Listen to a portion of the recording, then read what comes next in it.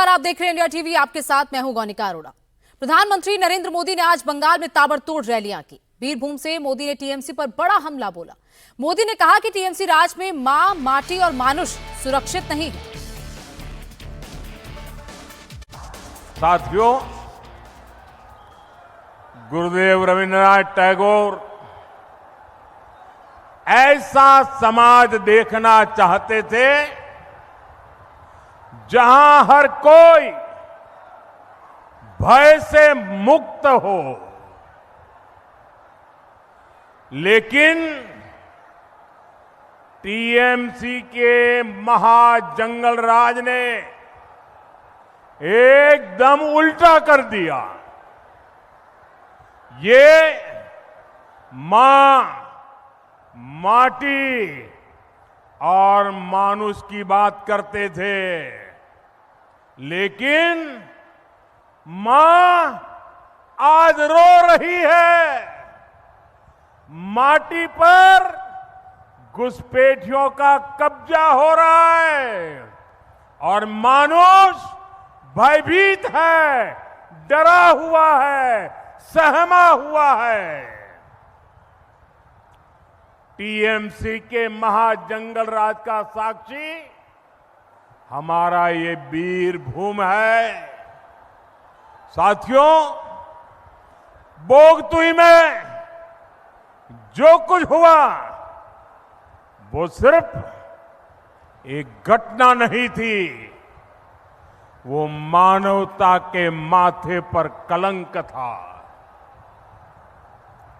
निर्दोष महिलाओं और बच्चों को जिंदा जला दिया गया। ये महाजंगल राज नहीं है तो क्या है? ये महाजंगल राज है कि नहीं है? ये महाजंगल राज है कि नहीं है? ये महाजंगल राज जाना चाहिए कि नहीं जाना चाहिए? ये महाजंगल राज का खात्मा होना चाहिए कि नहीं होना चाहिए? प्रधानमंत्री नरेंद्र मोदी ने यह भी कहा कि 4 मई को जब नतीजे आएंगे और बीजेपी की सरकार बनेगी, तब घुसपैठियों और उनके मददगारों पर कड़ा एक्शन होगा।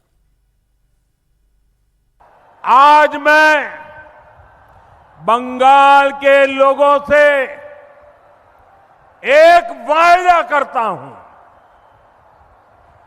बंगाल में बीजेपी सरकार बनते ही घुसपैठ के मददगार लोगों के खिलाफ एक विशेष जांच बिठाई जाएगी।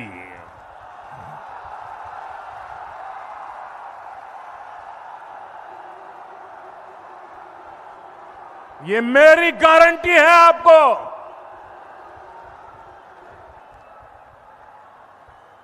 घुसपैठियों के हर मददगार को, चाहे वो कितना ही ताकतवर क्यों न हो, उसकी पहचान की जाएगी।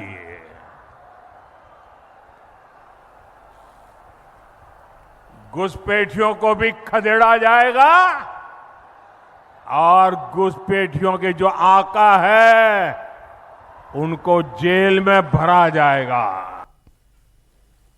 3 राज्य असम, केरलम और पुडुचेरी में वोटिंग खत्म हो गई है। तीनों राज्यों में बम्पर वोटिंग हुई। केरल में 75% से ज्यादा मतदान हुआ। असम में रिकॉर्ड 84.42% वोटिंग हुई है, तो वहीं पुडुचेरी में रिकॉर्ड 86.92% वोटिंग हुई है। इन तीनों राज्यों के चुनावी नतीजे 4 मई को सामने आएंगे।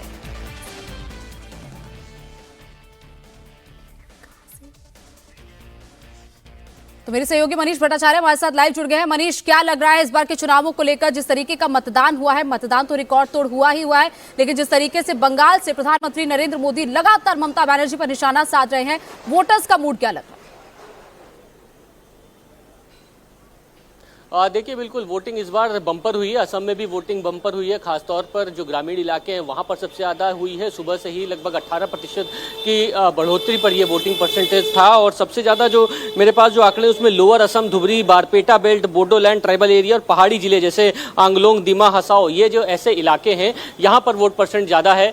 और ये कहीं ना कहीं दिखाता है कि इस बार लोगों में जागरूकता है और जमकर वो मतदान केंद्र पर पहुंचे और उन्हें वोट किया है। रही बात पश्चिम बंगाल की, पश्चिम बंगाल में चुनाव होने वाले हैं, लेकिन लोगों में इस बार क्रेज बहुत जबरदस्त दिखाई दे रहा है। जहां कहीं भी रोड शो नेताओं के हो रहे हैं या जहां कहीं भी आप देखिए कैंपेनिंग हो रहा है, लोग कनेक्ट हो रहे हैं, नेताओं से बातचीत करने की कोशिश कर रहे हैं और अपनी बात सामने रख रहे हैं कि इस बार पश्चिम बंगाल में क्या उनको परिवर्तन चाहिए या परिवर्तन किस मुद्दे पर चाहिए। और यही वजह है कि पश्चिम बंगाल में आप देख रहे होंगे कि तमाम ममता बनर्जी से लेके बीजेपी के भी चाहे वो बड़े नेताओं हो, सबने यहाँ पर कैंप कर रखा है।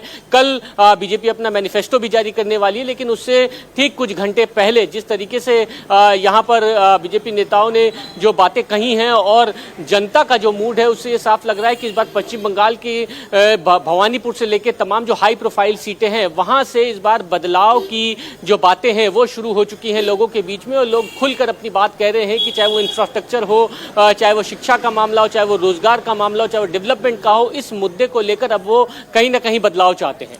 तो बिल्कुल लोग बदलाव चाहते हैं, लेकिन वो बदलाव, ये जो हवा चल रही है, क्या वोटों में तब्दील होगा या नहीं होगा, ये देखना होगा। बहुत बहुत शुक्रिया मनीष हमारे साथ जुड़ने के लिए।